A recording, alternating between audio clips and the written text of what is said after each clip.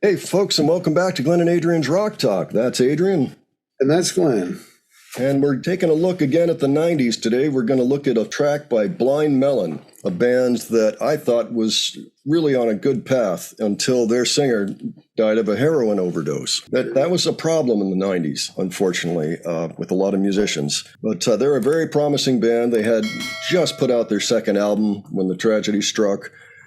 They were out touring on it. And the clip we want to look at today is called 2x4, which is on that album called Soup. And they're playing it actually at the Cabaret Metro in Chicago, 1995. Adrian, do you know anything about Blind Melon?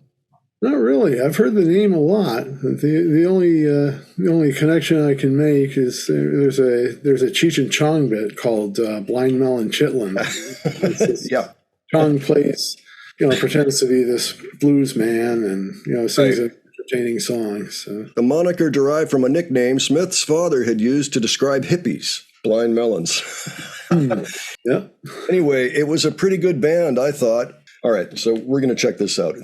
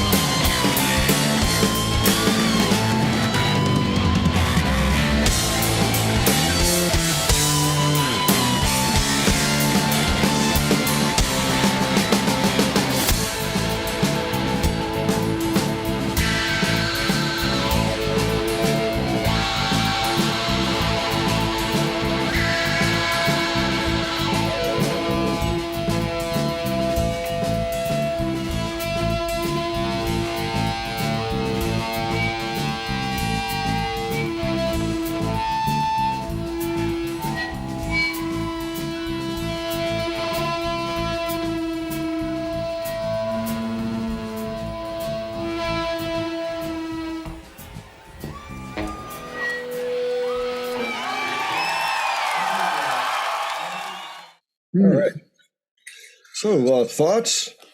Oh, it sounds a lot like something I might have listened to back at that time in the late 90s. Oh, nice. That's good to know. Yeah. Yeah, I thought it was some pretty good guitar work. Remember, at this point, we'd already suffered through the 80s. Not that there's anything wrong with the 80s, but that was not our favorite decade necessarily, at least not the stuff that was getting the attention. Yeah.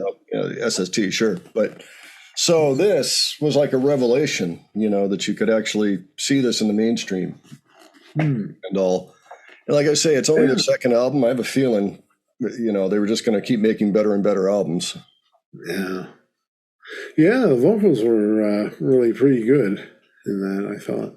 Yeah, I like the riffing and the strange rhythms and all the stuff going on. And of course, lead singer was full of energy. He could put on a show. Their first album had a big hit on it that everybody's probably heard and probably judged the band on, called No Rain. That's the one that had the bumblebee girl, or the girl in the bee costume. I don't think I saw the video.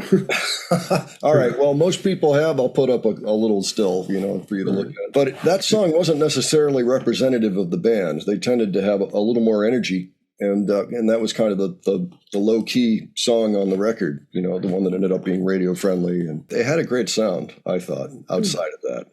And I was really excited to see how it was going to develop. They're still going, but, it really throws your momentum to lose your lead singer like that. Yeah. Geez, I remember traveling through New York City in '96. I think actually I was there for a gig or two. And I saw in the local paper, Blind Melon was advertising for a new lead singer.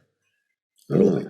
It's just worth remembering. It's their life's work, and there's some good stuff there. So definitely worth your time.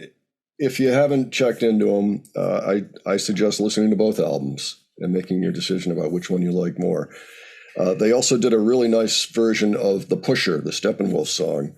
Yeah, I've heard that. Oh yeah, that was a real nice version. That's on an outtakes record that came later called Nico, I believe. So, okay. Well, I'm glad that I saw this band.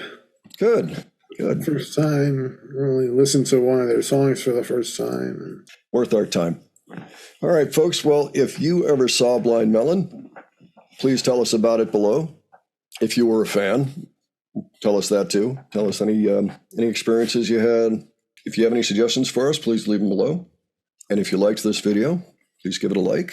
And if you liked our presentation, please subscribe. Okay.